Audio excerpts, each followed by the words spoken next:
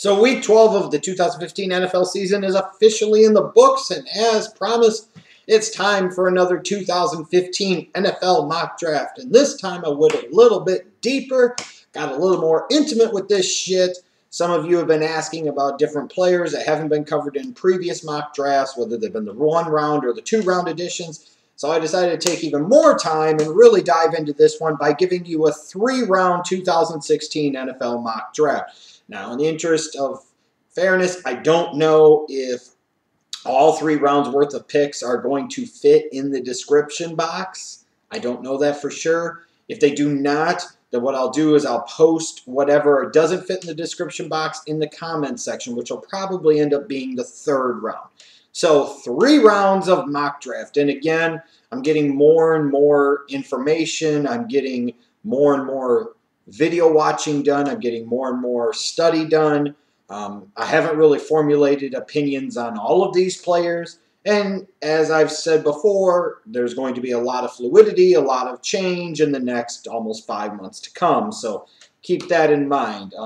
But right now, this is a good idea for you, at least the way it stands right now, to get some insight on what I feel about certain players at this particular moment. Some of them, honestly, I've watched a lot more than others, so some of them I feel stronger in my convictions of beliefs of the type of player that they are or they are not. Now, looking at this 3-round mock draft, there are some trends that I notice in terms of the strengths of this year's draft class. I look at the defensive line, and that is obviously, to me, going to be the big strength of this draft. You can see throughout my first round where you have 9 defensive linemen taken in round 1 and several others in rounds 2 and 3. There's a lot of defensive line talent, a lot of marquee defensive line talent, and a lot of good defensive line depth. If you're running a 4-3 or a 3-4, really doesn't matter. I don't know that there's a ton of nose tackle for the 3-4 type of talent, but a lot of good 3-4 end talent, a lot of good 4-3 end and 4-3 defensive tackle talent in this draft. So if you're a team looking for help on your defensive front, you're going to be able to find some on the first 2 days of the 2016 NFL Draft. There's no question about it. Sure, there will be some busts, but there's going to be a lot of these guys that end up being very good, productive players for a long time in the NFL.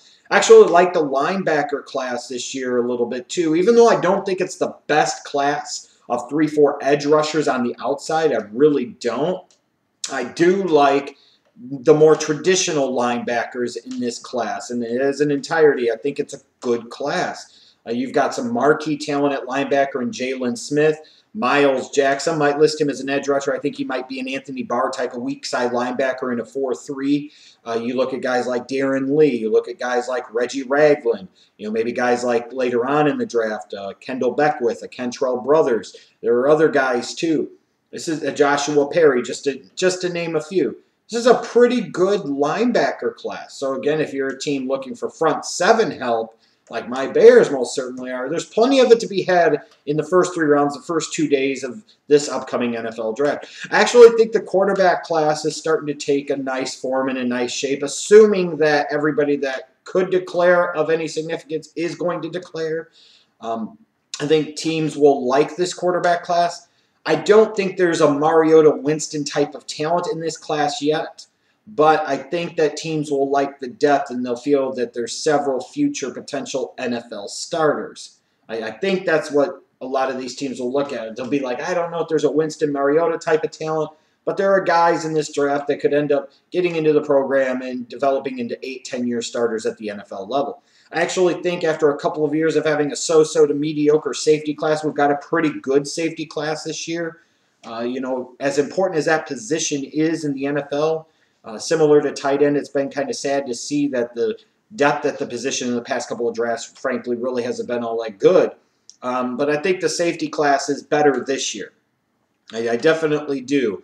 I mean, you've got Jalen Ramsey, assuming that the team that drafts him will come to their senses and not play him at corner, but play him at safety. He's a guy that could be an absolute stud. You've got other safeties as well. Jaylon from Clemson, a guy that could kind of fit that Dayon Buchanan mode of maybe playing safety, maybe would even play inside linebacker for certain teams. But other safeties as well, Jeremy Cash, Von Bell, Darian Thompson, a guy that I like a lot out of Southern Utah. In Myles Killebrew, you've got Jamal Adams from LSU, Jalen Mills perhaps from LSU as well. a pretty good safety class. If you're looking for back end of the defense help, you're going to find some of that in this year's draft. In terms of some of the weaknesses in this year's draft class, offensive tackle is got to be one of them. And the reason I say that is because when I look at the offensive tackle class, I see definite left tackle in Laremy Tunsil, probably left tackle in Ronnie Stanley, and most everybody else I look at, they need to be right tackle or guard. A couple of them, you could maybe get away with playing left tackle at the NFL level, like Taylor Decker, Jack Conklin, just to name a couple. But they're probably better suited at playing on the right side. Or whereas you've got other college left tackles, such as Cody Whitehair, who are probably have to flip inside to guard at the NFL level. German Ifedi from Texas A&M, probably going to have to play left or right guard at the NFL level, maybe right tackle. So a lot of these offensive tackle prospects, to me, look like right tackles. If even that, they might even be guards, which, again, devalues them a little bit in terms of the draft process.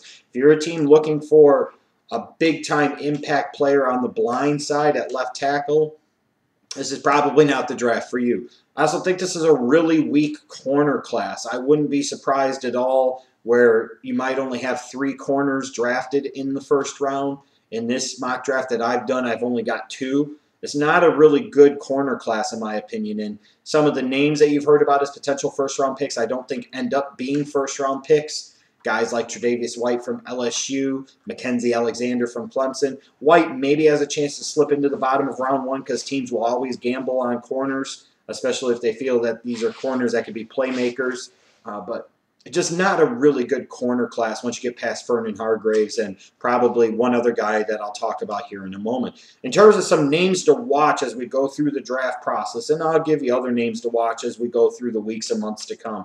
But I'll start off with the quarterback position. There are 2 guys that I like that maybe you should take a closer look at, and that's Carson Wentz from North Dakota State and Jacoby Brissett from NC State. When I look at Brissett, there's going to be some logical comparisons in some context, I suppose, to the fact that he played at NC State, similar to Russell Wilson, and teams are going to look at him as a Russell Wilson type of guy, perhaps maybe a guy that they could draft in round 3 that can outplay his draft position.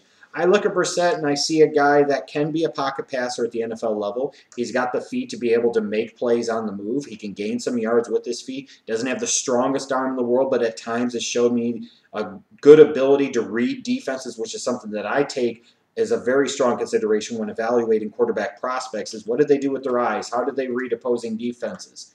You know, how do they feel in the pocket? How do they stand tall in the pocket? And Brissett's one of those guys that he doesn't have the big name pop of some of the other prospects, but he's a guy that could play, and I think he could end up being a starter at the NFL level. And I most certainly feel that way about Carson Wentz from North Dakota State. Look, I'll put it to you this way. When I see Carson Wentz, I see some Marcus Mariota. When I see Carson Wentz, I see a guy that if he played a big-time program and he had a couple of years of major hype behind him, they would be kissing his ass like he was the second coming of Jesus Christ, Andrew Luck. I swear to God, I kid you not. From a talent standpoint, from an evaluation standpoint, the most talented and complete prospect that I see at the quarterback position with the most potential, in my opinion, at this time to be a franchise quarterback at the NFL level is the kid from North Dakota State. It's not Paxton Lynch. It's not Jared Goff. It's not Connor Cook. It's Wentz from North Dakota State. And I don't care what anybody else says. That's my opinion, and I'm sticking to it. When I look at this guy, you're talking about a guy with prototype size. He can really move. He's got good arm strength, solid accuracy. He does a good job of reading opposing defenses. While he has areas he can work on, sure, I think he has the entirety of the skill set needed to become a modern franchise NFL quarterback over any other guy in this class. And I think, again, if he played at a bigger program, people would be talking about him more, and they would be viewing him as a top 10 pick that he probably should be, but probably won't be. In terms of a running back, C.J. Prosise from Notre Dame. Every time I see this guy, it's just like he makes big plays. I know a lot of the focus on this class is going to be about Ezekiel, Elliott, and Derrick Henry, and understandably so. 2 what seem to be bell cow 3-down backs at the NFL level. When I look at Prosise, though, I think he could do a little bit more in terms of the all-around aspects at the NFL level than an Elliott or Derrick Henry. I think this is a guy that's a bigger weapon in the passing game. You have more versatility in terms of the types of schemes you could run the ball with them on offense. I think Procise is a guy, when you talk about Ezekiel, Elliott, and Derrick Henry, when I always have talked in years past about, you have this number of guys that are the top flight prospects. The thing to watch is where does the next guy go? And I would not be surprised at all as the draft process continues to go along that there's going to be a third running back that ends up going very, very late in round 1 or very early in round 2. And I think Procise might end up being that guy. Sebastian Tretola, the offensive guard from Arkansas. Teams are going to need interior line help like the Indianapolis Colts. I have them taking him at number 25. I think he'll end up being viewed perhaps as the top guard prospect in this draft, at least the way it stands again at this moment, December 1st, 2015. So I wouldn't be surprised to see him even jump up into top 20 consideration. In terms of wide receivers, there are some big names that have been talked about throughout the year, guys like Laquan Treadwell and Josh Doxson. But when I look at a wide receiver that I think could surprise people where he ends up going is Trayvon Durrell from LSU. I love his size-speed combination. He plays for a team in LSU that doesn't always utilize his skill set the best. He's not exactly a guy that's put on showcase. But when teams go back and watch their film, I think they'll see a guy that could be a difference maker, that has the ability to stretch teams vertically, the ability to separate. And with that size and that speed, I would not be surprised at all to see him sneak into the tail end portion around number 1 when all said and done. In terms of offensive tackle, for what I talked about before, Laremy Tunsil, and then Ronnie Stanley, and then everybody else that plays right tackle, left guard, or right guard. One guy that could end up seeing his draft stock shoot up because he might have potential to play left tackle at the NFL level is Tyler Johnstone from Oregon. Now, granted, this is a guy that's had multiple ACL tears, so that's going to scare off some teams. But this is a guy, even at 295 pounds right now, is incredibly athletic that everybody's going to look at and say he has the feet and the athleticism to play left tackle or be a really, really good right tackle in a zone blocking scheme. Somebody could sit there and see that athleticism, see what he can do, and envision him as a guy that if they put him in the weight program, bulk him up 15 pounds, he could be a bell cow left tackle at the NFL level, a guy that could be an effective blindside protector with the athleticism and feet to be able to keep up with the elite edge rushers you'll face on the right side of the defense. So as a result, a guy like Johnstone, I would not be surprised at all if he ended up getting taken in round number 1.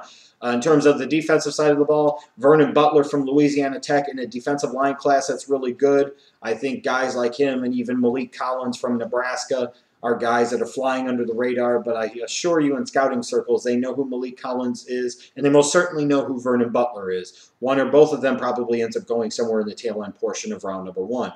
Yannick Ngakoue, I was hoping I didn't screw his name up, and I still think he did, from Maryland. As you see, I've got the Bears taking him at number 17. Here's an edge rusher from Maryland that, honestly, I haven't paid as much attention to as I should have. He stood out to me first last year when I was evaluating Brandon Scherf. It was that game against Iowa that he made Scherf look really, really bad. Then fully established that Scherf is no way an offensive tackle, especially on the left side at the NFL level. In a draft class, again, that I think lacks for prototypical 3-4 edge rushers at outside linebacker, he might be the best talent for that. He might be the guy that projects the most naturally at that position. As a result, could see his draft stock shoot up. I look at that cornerback position that I talked about being very weak after Vernon Hargreaves. I think the other guy that could end up really meriting first-round consideration for sure, like I'd be surprised if he didn't unless he bombed the combine or bombed his 40 time, is Desmond King from Iowa. He's been a major player for that undefeated Iowa Hawkeyes team. And again, teams are going to want to gamble on corners in round 1. And you look at a guy like Desmond King, I wouldn't be surprised if as the draft process goes along, you'll actually start to hear some people talk about they might prefer King over Hargreaves. Just saying. And then I look at the safety position and Myles Killebrew from Southern Utah. Here's a guy that's flying under the radar right now because of the school he plays at and everything else. He hasn't got major media attention. Here's a guy with big size. Some teams, again, might envision him being able to play because of his size and speed combination inside linebacker in a 3-4, similar again to what the Arizona Cardinals do with Deion Buchanan.